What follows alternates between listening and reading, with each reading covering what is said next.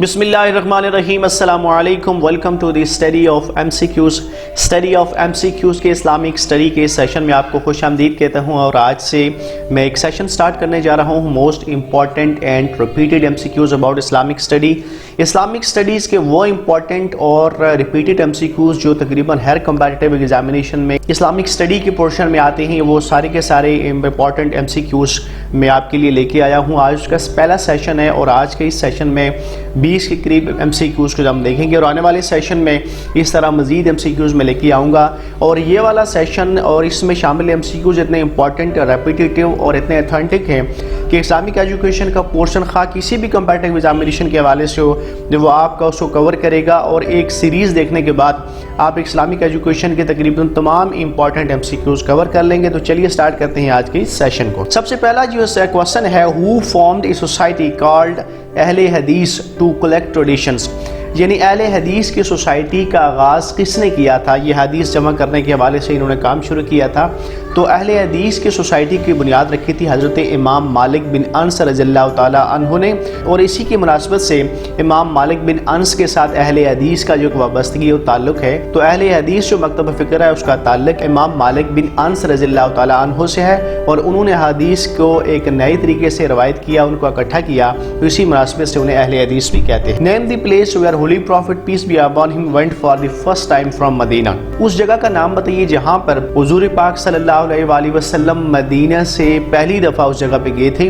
तो ये वो तारीख़ी जगह है, उसे जगह विदान कहते हैं। और इसी जगह के हवाले से ये जो मुनासबत से एक तारीख़ी अहमियत ये भी है कि यहाँ पर हुजूर पाक सल्लल्लाहु अलैहि वसल्लम पहली दफ़ा ग़ज़वा विदान में शिरकत के लिए गए थे। तो ये क्वेश्चन भी एग्जामिनेशन में काफ़ी दफ़ा आ चुका है कि which was the first ग़ज़वा of Islam, तो इस्लाम का पहला ग़ज़वा कौन है। तो पहला ग़ज़वा था ग़ज़वा विदान और इसी मुनासबत से हुज़ूर पाक सल्लम मदीना मुनव्वरा से विदान की तरफ गए थे। इन which year when वुज़ू became obligatory, वुज़ू किस सन में, सन हिजरी में फ़र्ज़ हुआ। तो हिजरत के तीसरे साल फ़र्ज़ हुआ था। तो ये बड़ा इंपॉर्टेंट क्वेश्चन है, इसको आपने अच्छी तरह ज़हनशीन करना है कि वुज़ू फ़र्ज़ कब हुआ था। ये 3 हिजरी में फ़र्ज़ हुआ था। Next is who dug the grave of holy prophet, हुज़ूर पाक सल्लल्लाहु अलैहि वसल्लम की कब्र मुबारक किसने खोदी थी। तो हज़रत अबू तलहा अंसारी रज़ियल्लाहु ताला अन्हु वो किस्मत सहाबी हैं जिन्हें हुज़ूर पाक सल्लम की कब्र मुबारक खोदने का शर्फ हासिल हुआ था। तो हज़रत अबू तलहा अंसारी रज़ियल्लाहु ताला अन्हु ने हुज़ूर पाक सल्लल्लाहु अलैहि वसल्लम की कब्र मुबारक खोदी थी। नेक्स्ट है हु वाज द इमाम of funeral prayer of holy prophet, हुज़ूर पाक सल्लल्लाहु अलैहि वसल्लम की नमाज़ जनाज़ा की इमामत किसने की थी। तो हज़रत अबू बकर रज़ियल्लाहु ताला अन्हु perform the funeral prayer of holy prophet piece B upon him. Next question है how many उमरास were performed by the holy prophet, हुज़ूर पाक सल्लल्लाहु अलैहि वसल्लम ने अपनी हयात तय्यबा में कितने उम्रे जो है वो अदा किए थे। तो ये 4 उम्रे हुज़ूर पाक सल्लल्लाहु अलैहि वसल्लम ने अपनी ज़िंदगी में किए थे, लेकिन हुज़ूर पाक सल्लल्लाहु अलैहि वसल्लम ने सिर्फ एक हज किया था और उस हज को हज्जतुल विदा कहते हैं, farewell Sarman, last sermon of the holy prophet English में उसको कहते हैं, जबकि इस्लामिक टर्मिनोलॉजी में उसे खुतबा हिज्जतुल विदा कहते हैं।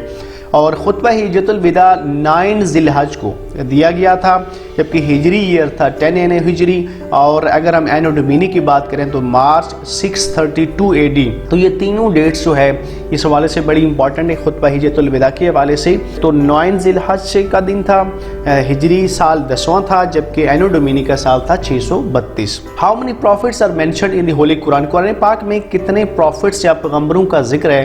तो there are 25 profits which are mentioned in the Holi Quran.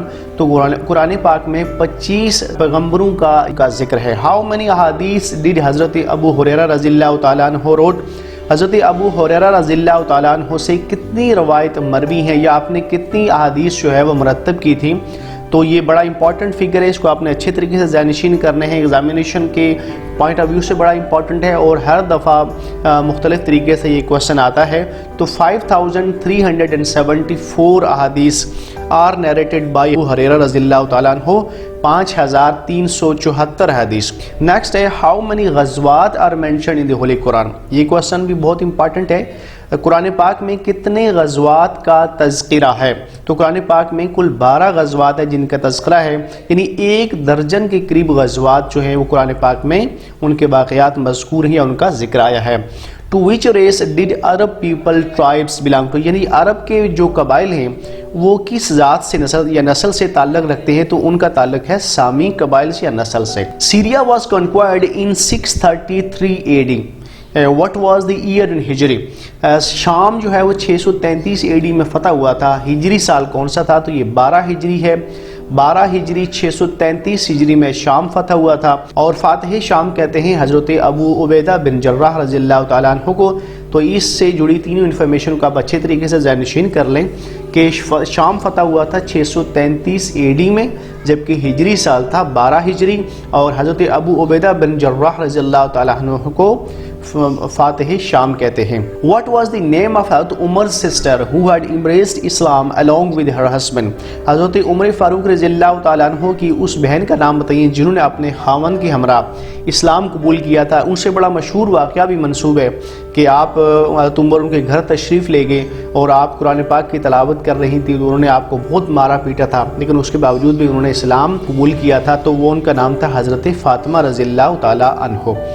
Next question is who did secularize education and separated it from politics، یعنی اسلامک تاریخ میں ہم دیکھیں تو کس نے ایجوکیشن میں سے پالیٹکس کو علیحدہ کیا تھا؟ مامون الرشید جو عباسی مشہور عباسی خلیفہ تھے، تو انہوں نے اسلام دور حکومت میں ایجوکیشن میں سے جو مذہب کا رول تھا یا سیاست کا رول تھا اس کو ختم کیا تھا۔ ان the reign of Mamun a Muslim scientist invented telescope name him، مامون الرشید کے دور میں ایک مسلمان سائنسدان نے ٹیلیسکوپ دوربین ایجاد کی تھی، اس کا نام تھا ابو الحسن، was the scientist who invented telescope during the reign of Mamun al-Rashid۔ How many times حضرت جبرائیل علیہ السلام is mentioned in the Holy Quran، قرآن پاک میں حضرت جبرائیل علیہ السلام کا ذکر کتنی دفعہ آیا ہے؟ یہ بھی بڑا امپورٹنٹ کوسچن ہے۔ تو حضرت جبرائیل علیہ السلام کا ذکر قرآن پاک میں 4 مرتبہ آیا ہے، اس کو آپ نے اچھی طریقے سے ذہن نشین کر لیں۔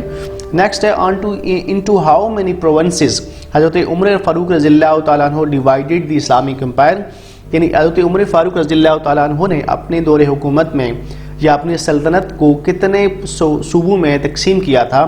تو آپ نے 15 صوبوں میں تقسیم کیا تھا اپنے دور حکومت میں اپنی اسلامی خلافت یا سلطنت کو۔ اور حضرت عمر فاروق رضی اللہ تعالیٰ عنہ کو یہ بھی اعزاز حاصل ہے کہ آپ کے دور حکومت میں جو اسلامی حکومت تھی وہ تقریباً 22 لاکھ مربع میل کے ایریے پر واقع تھی۔ What was the name of the foster sister of the Holy Prophet، حضور پاک صلی اللہ علیہ وسلم کی فوسٹر سسٹر یعنی رضائی بہن کا کیا نام تھا؟ تو حضرت شیمہ رضی اللہ تعالیٰ عنہ تو حضور پاک صلی اللہ علیہ وسلم کی فوسٹر سسٹر یا رضائی بہن تھی، اور فوسٹر سسٹر اسے کہتے ہیں جس کے ساتھ آپ نے دودھ پیا ہو، تو یہ فوسٹر سسٹر یا اردو میں اسے رضائی بہن کہتے ہیں۔ حضرت خالد بن ولید رضی اللہ تعالیٰ عنہ تک کا تعلق کس قبیلے سے تھا؟ چونکہ حضرت خالد بن ولید کا اسلامک تاریخ میں ایک بڑا مرکزی مقام حاصل ہے، لہٰذا ان کے نام کے ساتھ ساتھ ان کے قبائل کے بارے میں بھی ایگزامینیشن میں کوسچن آ سکتا ہے، تو بنو مخزوم سے ان کا تعلق تھا۔ حضرت خالد بن ولید کے تعلق قبیلہ بنو مخزوم کے ساتھ تھا۔ Next question in which year when tayammum became obligatory، تیمم جو ہے وہ فرض ہوا تھا کس سن میں؟ 4 ہجری میں۔ یہ بھی بڑا امپورٹنٹ کوسچن ہے، اس کو بھی آپ نے ذہن نشین کرنا ہے۔ 4 ہجری میں تیمم جو ہے یہ فرض ہوا تھا۔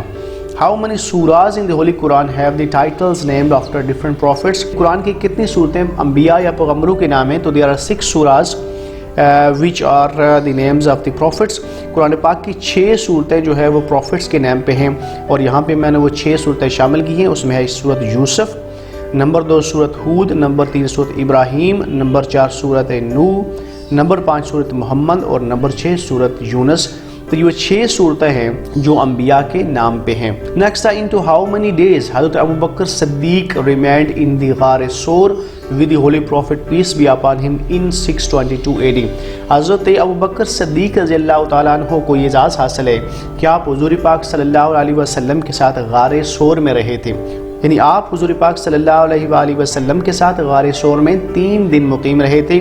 تو یہاں ایک چیز کو آپ نے ذہن نشین کرنا ہے کہ آپ نے حضور پاک صلی اللہ علیہ وسلم کے ساتھ غار سور میں قیام کیا تھا، تو غار حرا اگر یہاں پہ آ جائے ٹرک ہو جائے تو آپ نے اس کو ذہن نشین کرنا ہے، اور اس کو میں جو ہے وہ مس میچ نہیں کرنا۔ غار حرا میں حضور پاک صلی اللہ علیہ وسلم پر وحی نازل ہوئی تھی۔ The next question is the name of the Abu Bakr Siddiq's mother was Salma، what was his father name، حضرت ابو بکر صدیق رضی اللہ تعالیٰ عنہ کی والدہ کا باجدہ کا نام تھا سلمہ، جبکہ آپ کے والد کا نام تھا عثمان۔ In which year صدقہ عید الفطر has been proclaimed. صدقہ عید الفطر کب واجب یا فرض ہوا تھا؟ تو یہ 2 ہجری میں فرض ہوا تھا. تو اسی مناسبت سے آپ یہ بھی جان چکے ہوں گے کہ عید الفطر کب واجب ہوئی تھی. تو یہ 2 ہجری میں عید الفطر جو ہے یہ واجب ہوئی تھی یا شروع ہوئی تھی. In which surah Hajj has been commanded. قرآن پاک کی کس صورت میں حج کرنے کا حکم دیا گیا ہے؟ سورۃ البقرہ ہے جس میں حج کرنے کے بارے میں حکم آیا ہے. فرسٹ مجدد was حضرت عمر بن عبد العزیز. Who was the second one? تو پہلے مجدد کا نام تھا حضرت عمر بن عبد العزیز رضی اللہ تعالیٰ عنہ، جبکہ سیکنڈ مجدد تھے Ahmad Sirhindi. That comes to the end of this session. آج کا سیشن اپنے اختتام پذیر ہوا. Thank you very much for watching. For more updates and tutorials, please subscribe my channel, The Study of MCQs. آنے والے سیشن میں اسی طرح کی MCQs لے کے آپ کی خدمت میں پھر حاضر ہوں گا. Thank you for watching. اللہ حافظ.